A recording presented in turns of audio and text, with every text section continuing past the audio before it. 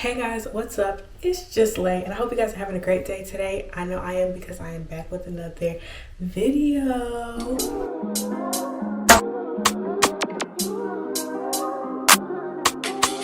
So before we get into this video, I'd like to say a huge thanks because I've noticed that my videos are starting to grow. 2 of my videos are almost at 1,000 views, which is crazy to me.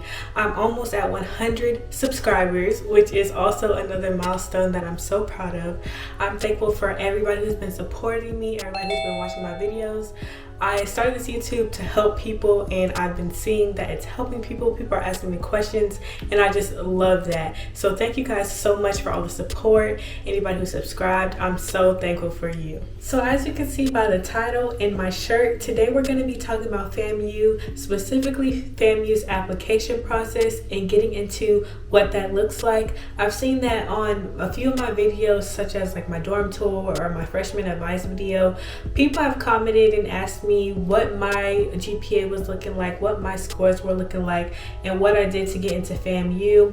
So because people have been reaching out to me, I thought it would be great to just make a whole video talking about the things that I did to get into FAMU and what you guys can do to get into FAMU as well. I definitely should have made this video a long time ago when I first found out that I was accepted, but you know, here we are today, and I'm going to break it down to you. I'm going to talk about all the things that I did that I can remember, because it has been like over a year, and give you guys a good representation of what you guys should do if you want to get into FAMU. So without further ado, let's get into this video and talk about what you should do if you want to get into FAMU. That rhymed, and that was not planned, but let's get into it. So first, let's talk about the GPA.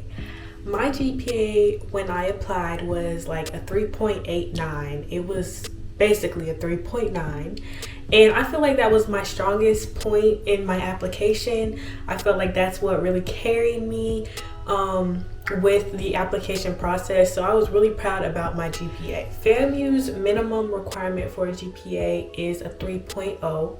You know, the average of the people who get accepted, their GPA is around 3.0 and higher. So when you're applying, you really want to make sure your GPA meets those requirements. Make sure your GPA is at a 3.0.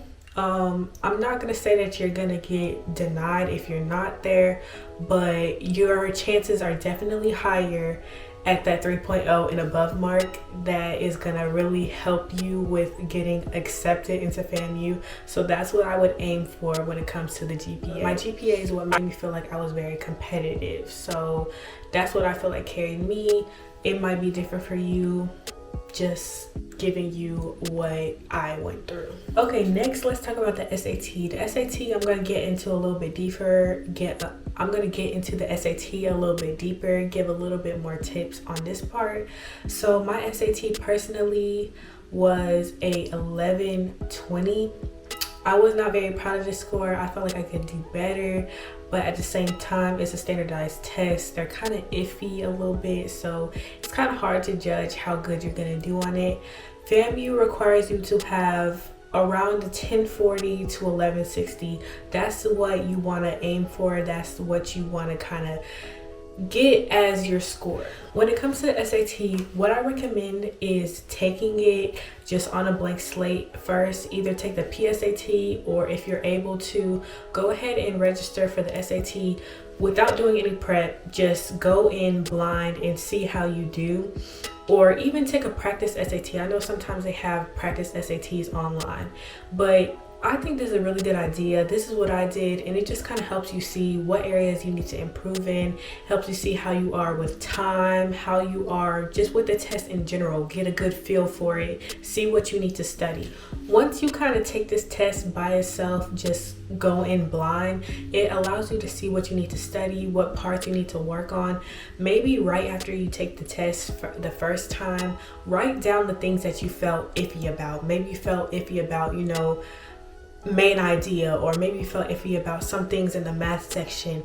Just try to write down the things that you didn't feel good about that same day that you take the test for the first time, so that you know kind of what things you want to go back and work on whenever you're studying to take it for the second time. I also recommend getting a prep book of some sort, do some type of online prep course, even tutoring as well. If tutoring is something you do good with, that's what I would look into also.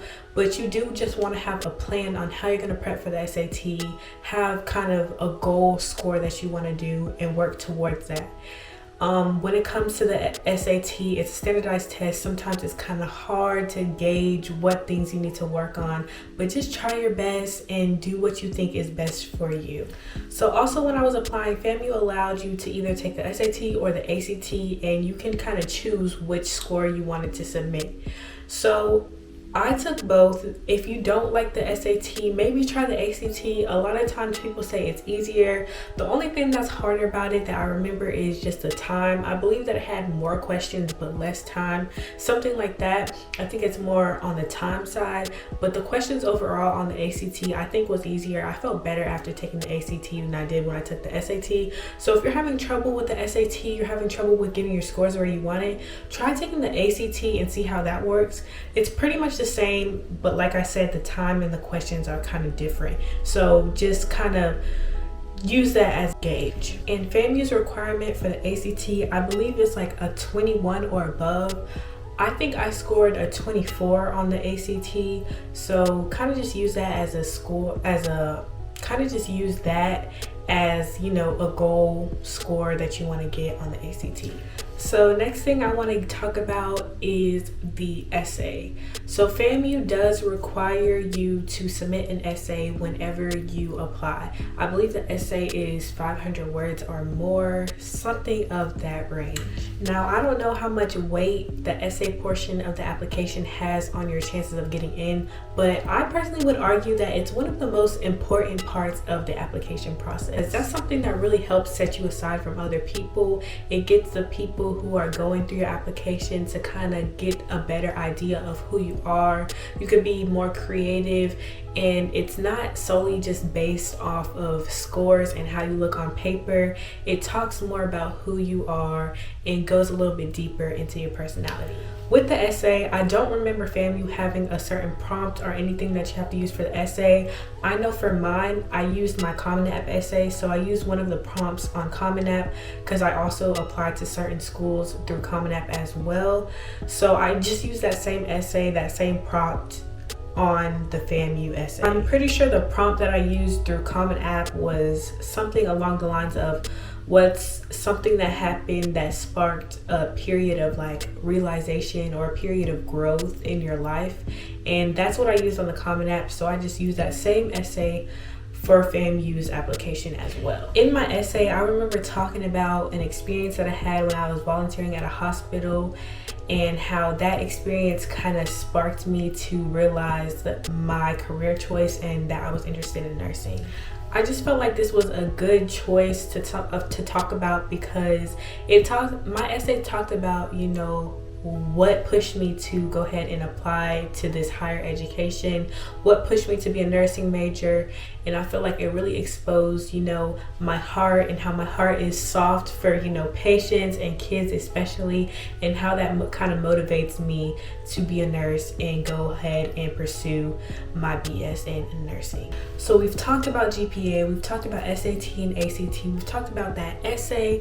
The last thing I want to talk about is the recommendation letters. I want to talk about what I did and what I think really helped me and helped the people writing my essay, my recommendation letters, you know, really have something good to talk about. So the first thing you want to do when requesting recommendation letters is to get a resume together. This is an extra step. You don't necessarily have to do this, but I think it's a really good idea to have a resume together so that whoever's writing your recommendation letter can, you know, use your resume as a cheat sheet to kind of build their recommendation. I believe FAMU requires you to have 2 recommendation letters from like a teacher or a mentor, and then a recommendation letter from your counselor. So, you know, your teacher or your mentor might know you for a certain thing, like maybe you are a good student, but they don't exactly know what you do outside of school, or they don't exactly know what you do, you know, for work. So it's a really good idea to, you know, have a resume with your, you know, recommendation letter request so that they can use it to kind of gauge the things they want to say about you, and they can actually know more about you when they're writing their recommendation letters. There are so many different templates online for resumes. So you just pick one that you think is the best, that looks the best, and you kind of just make it your own and customize it to fit you and who you are. It doesn't have to be anything formal. You're not applying for a job, but it just gives the people who are writing these letters for you something to base what they're talking about on. Also, the resume, I feel like, makes it easier for the people who are writing these recommendation letters because they have something that they can kind of use to guide what they want to say. You know, sometimes it's hard to, think about what you actually want to say when you're writing something. So giving them a resume, it kind of helps them put their thoughts together and have something good to say about you and really boost you and recommend you, like the way you want to be recommended. So we've talked about GPA, we've talked about SAT, we've talked about ACT, we've talked about essays, we've talked about recommendation letters. There's only one more thing that I want to say to you guys before I end this video off, and that is that you deserve to go to your dream school and you are going to get accepted to any school that you apply to.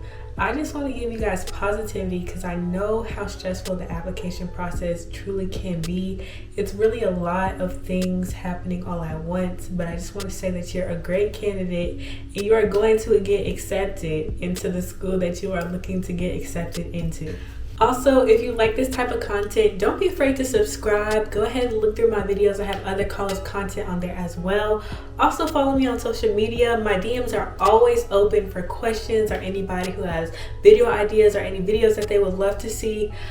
Please don't hesitate to hit me up in my DM on Instagram or even down below. Anyways, I hope you enjoyed this video and please come back for more. I'll see you guys in my next video. Bye.